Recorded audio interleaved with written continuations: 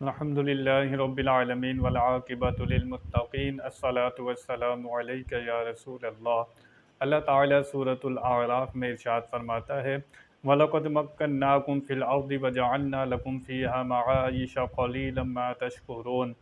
और बेशक हमने तुम्हें ज़मीन में जमाव दिया और तुम्हारे लिए उसमें ज़िंदगी के असबाब बनाए, बहुत ही कम शुक्र करते हो। अल्लाह ताला ने ज़मीन बनाई और इस पर इंसान को करार दिया।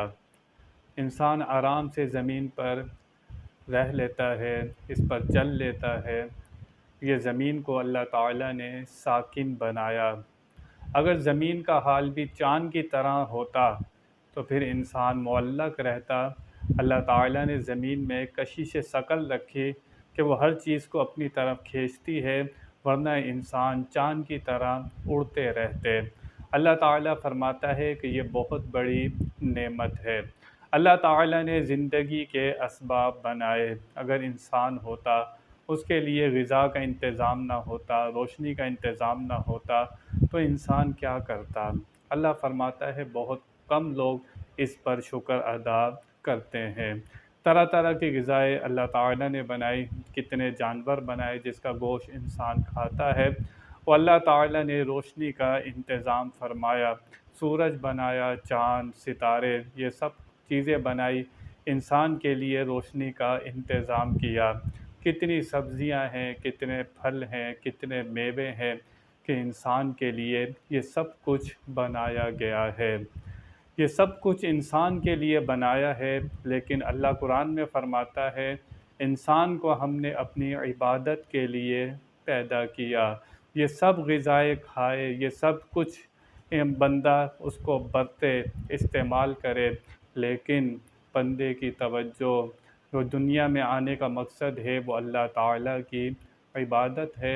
अगर बंदा ये सब नेमतें पाकर अल्लाह से गाफिल हो गया तो उसने नेमतों की कदर नहीं की।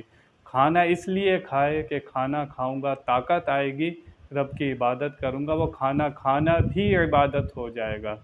इसलिए नींद करे, सोए कि उठकर जिस्म में ताकत आएगी, अल्लाह की इबादत करूंगा। तो ये सब चीज़ें, रहना, सोना, खाना, ये सब कुछ बंदे का इबादत हो जाता है किस वक़्त, जब उसकी नीयत बदलती है, इरादा बदलता है कि जो कुछ मैं कर रहा हूँ वो अल्लाह के लिए कर रहा हूँ। जिस्म में ताकत आएगी, सब चीज़ें मैं इस्तेमाल कर रहा हूँ, इससे मैं रब की इबादत करूँगा, तो हर चीज़ बरतना, इस्तेमाल करना भी इबादत हो जाता है।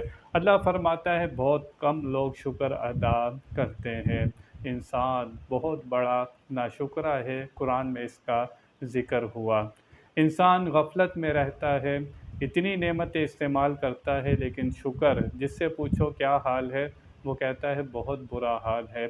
बहुत कम लोग हैं जो कहते हैं अल्हम्दुलिल्लाहि रब्बिल आलमीन। बहुत कम लोग हैं जो शुक्र अदा करते हैं। अल्लाह ख़ुद फरमा रहा है, इंसान अगर अपने आप को देखे कि इंसान पानी पीता है वो इसके पेट में उतर जाता है, खाना खाता है वो अंदर उतर जाता है और इससे खारिज हो जाता है। ये इतनी बड़ी नेमत है कि इंसान इसी पर गौर करे तो उसको किसी और चीज़ पर गौर करने की ज़रूरत नहीं है। जिनको खाना नहीं खाया जाता, खाने के एक दो लुक़्मा से ज़्यादा नहीं उतरते, या जिनसे पानी नहीं पिया जाता, जिनसे खारिज नहीं होता, उनका हाल देखो। ये कितनी बड़ी नेमत है। कोई आपसे कहे अपनी आँखें दे दो 10 लाख ले लो, गुर्दे दे दो 10 लाख ले लो, अपने आज़ा दे दो इतने लाख ले लो, इंसान नहीं देता।